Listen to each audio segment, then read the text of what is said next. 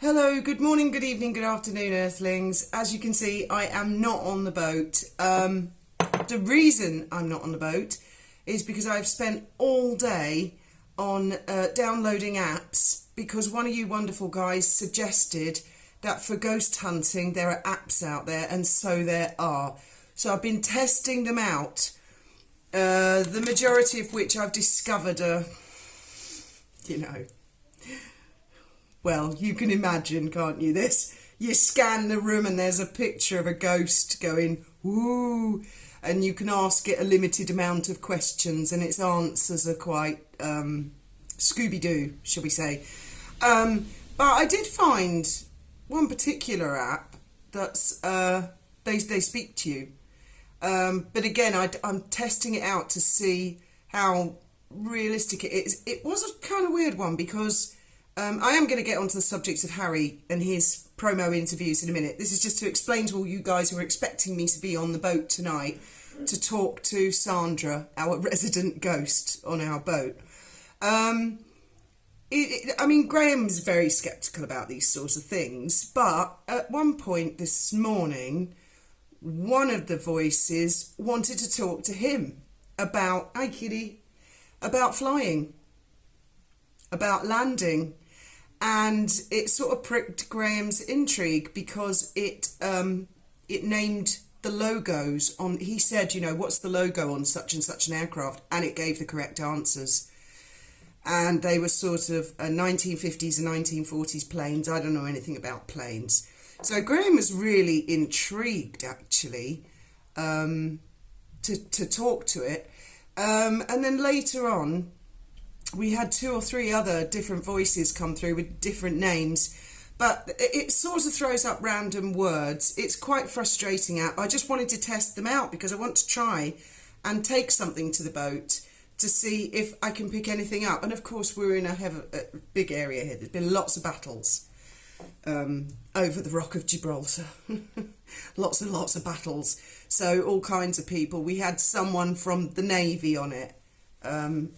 Called Terry, and that one was quite convincing. Me and the kids were talking to that this afternoon. So I got really carried away with that, and then I got quite tired focusing on all of that all day, and I fell asleep in front of the Aviator with Leonardo DiCaprio, and when I woke up it was raining and I just thought no. And then I see Harry's done a couple of promo interviews. Right. Now, I've listened to them. Obviously, I'm sure all of you have listened to them. I've listened to them over and over and over to really pay attention because I think it's quite often too easy for us to listen to something and we hear what we want to hear or we read something into it. And so I wanted to listen to him. I've listened to both of them about 8 times. And I'm quite confused, and I'm sure that's intentional to, you know, he's doing promos. He's trying to sell a book. Penguin want him to sell the book. They want to sell as many copies as possible. I'm not quite sure who exactly he's having a go at in those promos. The one with Tom Bradby, he says, you know, it didn't have to be this way. Well, when they left the royal family, they were all full of smiles. If you go back and look at the news footage of it, it was there was even a book written about them, wasn't it, called Finding Freedom, Escaping the Palace. And now it didn't have to be this way. So there's grudge bearing going on there. And he says he wants his father and his brother back. I'm sure I heard him say that they're just not cooperating. Sounded like they're not talking to him at all, which I think is a really good course of action actually for them at the moment. I think that's the worst thing they could do is open lines of communication, because not only will they open themselves up to it, it will make breeding ground for further merry hell. And things can be made of it. I mean, who knows, if they spoke to him, he'd talk to goodness knows who, and it could be spun this way, that way or the other.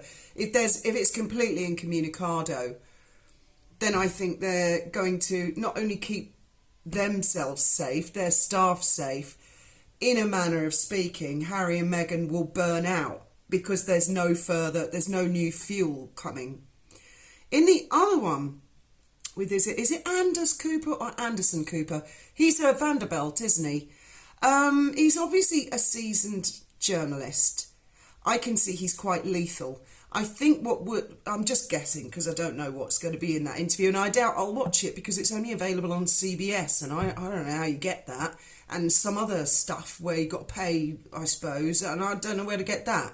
So I'll just have to, unfortunately, I'll have to rely on the Daily Mail and all the ones that they criticise and say, why do you go to the Daily Mail? Well, because apparently you've got to be super rich on, I don't know, Apple TV or something.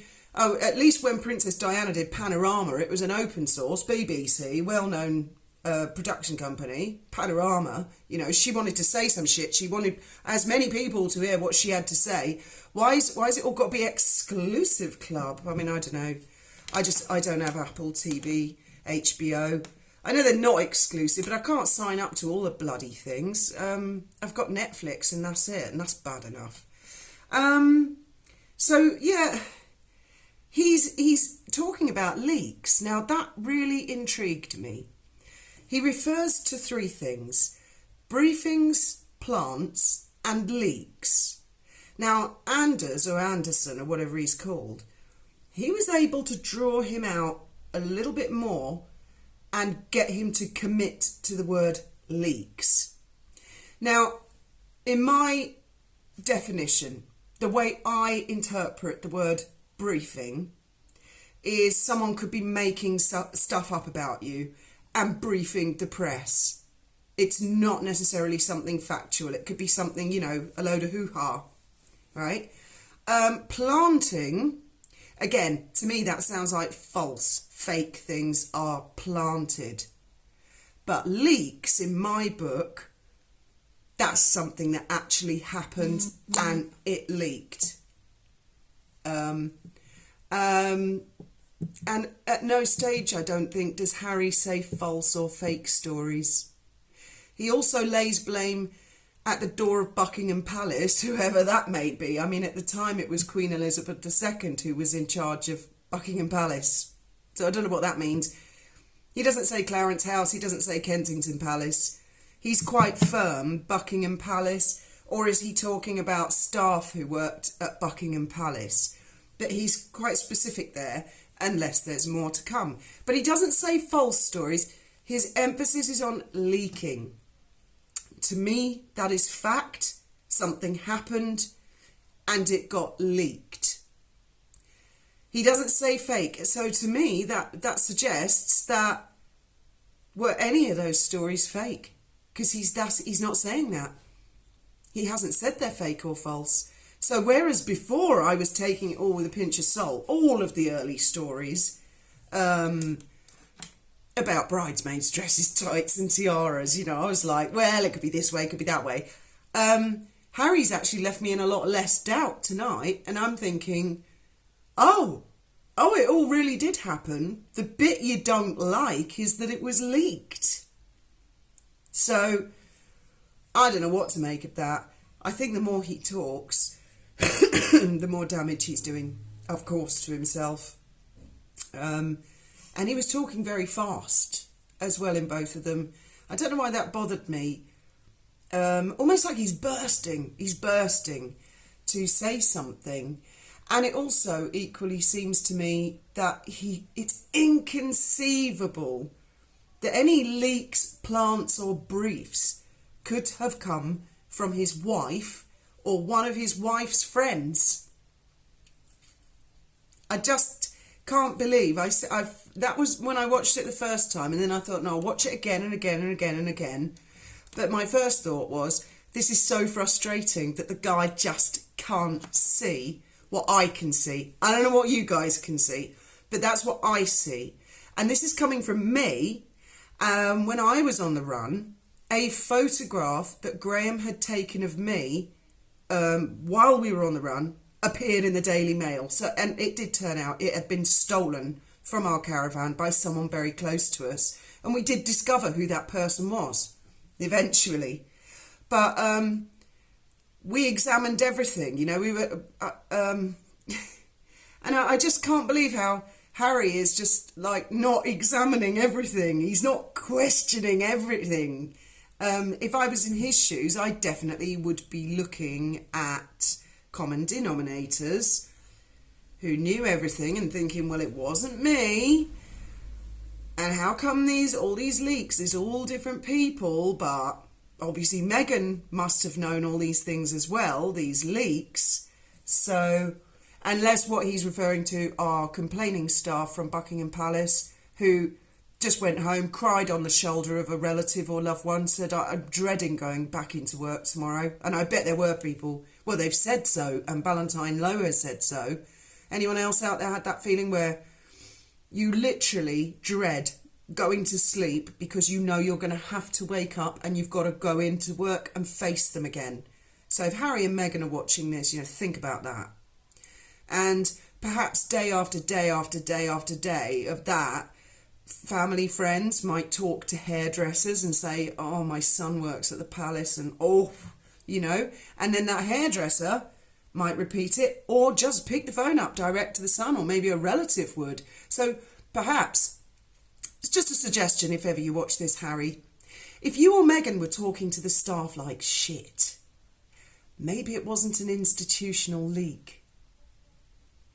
Maybe that's just pissed off staff who thought you're a pair of twats. Just putting it out there. Stab in the dark. Anyway, as always, people, thoughts, opinions. I'm going to keep pursuing it with the apps until I find something, and I've got to really understand the science behind these things before using it. Because what I'm not going to do, I'm not going to fake anything. And if nothing happens when I'm on the boat, then so be it. Nothing happens. I'm not that kind of YouTuber. And what I will do is I'll tell you the whole story about Sandra and from when we bought the boat. Some of you who've been with me a while, you know about the pirate and now we bought the boat and everything. But a lot of you won't know that. And I'll tell you all about that. And I'm not exactly certain the year that she died. And I have a horrible feeling that we were the owners of the boat when she died on the boat, because we owned the boat for 3 years before we moved down. And we were so skint. And there were squatters on our boat, and there was a lot of shenanigans going on that boat while we were paying the rent, we were paying the electricity, we were paying the water bill. So there's a lot. So if I go to the boat and I do that, I will explain the whole history of the boat from the beginning. And it is a very interesting history. It's a very colourful history. And obviously I want to get an app that's really good, and so that maybe we can pick something up. Sandra's not threatening, she's not dangerous at all. She's been on our boat for years. She's kind of like a member of the family. And I think all it was last night was that India turned up on her own, and Sandra might have thought, whoa, where's the rest of the family? I'm not sure about this. And I think that's all there was to it. But I suddenly thought, oh good, she is still there. And so we'll catch up with that. But yeah, thoughts with Harry. Go listen to his words, really listen to those 2 interviews, because the second time I heard more, the third time, the fourth time, their story definitely changes as time goes on, doesn't it? This is a completely different story to when they first left. Or is it just me? Thank you very much for listening.